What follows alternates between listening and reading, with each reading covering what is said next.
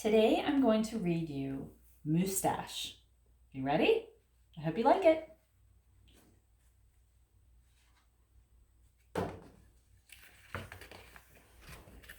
Sticky pages.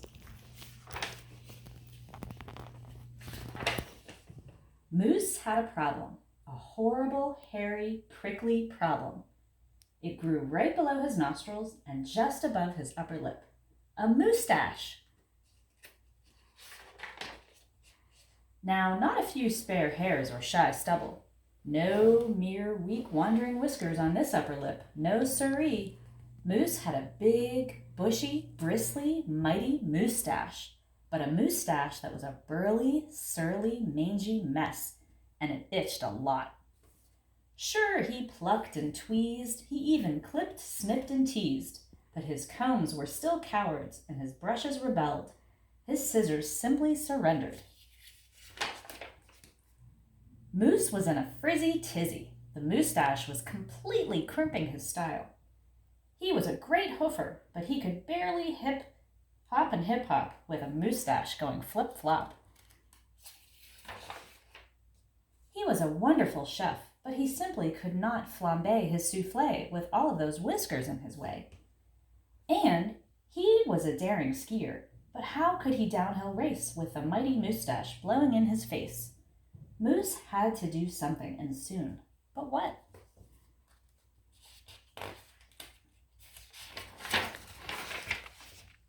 After days and days of much serious thought, Moose got an idea.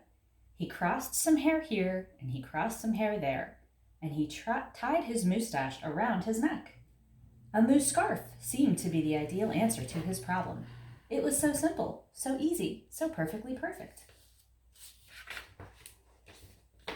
But then his moustache got knotted and mangled and horribly tangled, and those hundreds of hairs still prickled and tickled.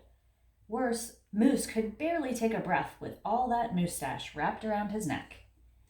So Moose untied, unwrapped, unknotted, and gulped in some fresh air.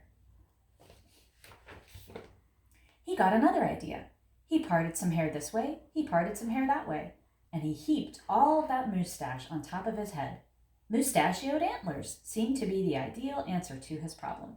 It was so simple, so easy, so perfectly perfect. Until a squadron of squirrels and one very nosy gopher moved right in to the Moose Motel. They huddled and hoarded, furrowed in, burrowed out. Needless to say, it became quite crowded up there on Moose's head, and heavy, and messy. And very, very noisy. The squirrely chitting and chatting, squeals and squawks woke Moose every morning before the crack of dawn, and that gopher was giving the moose one hairy headache. Moose needed his sleep. He needed his rest. He needed his privacy. Moustachioed antlers? Nuts, said Moose. So he unparted and unpiled, untwisted and untwined, and said adios to the hairy horns. Now, what? The miserable moose took hold of a hunk of hair, and he rustled it, then roped it, he tethered it, tied, and tamed. Aha! A moose tail! Now that was so simple. That was so perfect.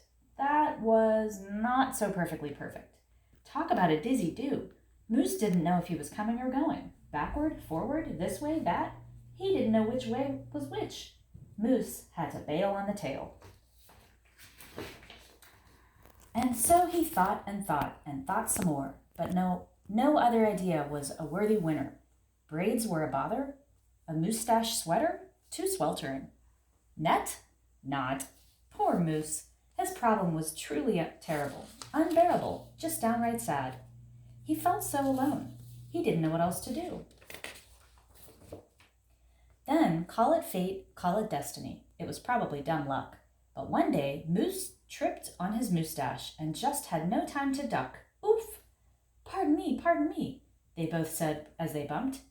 Then they blinked, and they started, and their hearts went thumpa-thumpa. She was a moose with a bouffant so bodacious, outrageous. Well, it was just plain old big. Hair after hair piled higher than high. a skyscraping dew of glorious curls, a tower of swirling twists and twirls. She was simply splendid, stupendous, absolutely superb. Of course, Moose had to ask how she did what she did to get such a dew. Ms. Moose winked and then whispered, "Just a little glue." So she helped him fearlessly plunge a hoof of fat into a fat pot of the white goopy goop, and carefully, oh so carefully, they glopped and they plopped. They pasted and they pressed. They coaxed and curled every truly unruly wayward whisker. Around and around they tweaked and twirled those horrible hairy hairs until Moose's once mangy mess was now a wondrous winding wave of marvelous moustache. Moose gazed in the mirror and smiled a broad, moosey smile. He was so happy, so glad, just giddy with glee. He looked dashing and handsome. Moose gushed, "Is that really me?"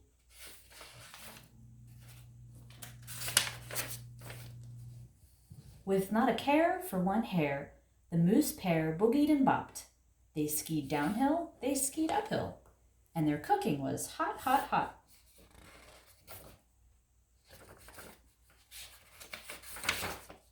So, of course, it wasn't long after that Moose and his moustache and his beautiful bride fox-trotted and tangoed and waltzed down the aisle. Good hair days, bad hair days, they vowed to love and to cherish, and with hearts heaped with love and pots filled with goop, they both sighed, "I do, glue," and promised never to part.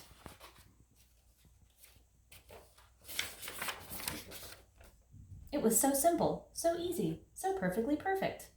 And it stuck. The end.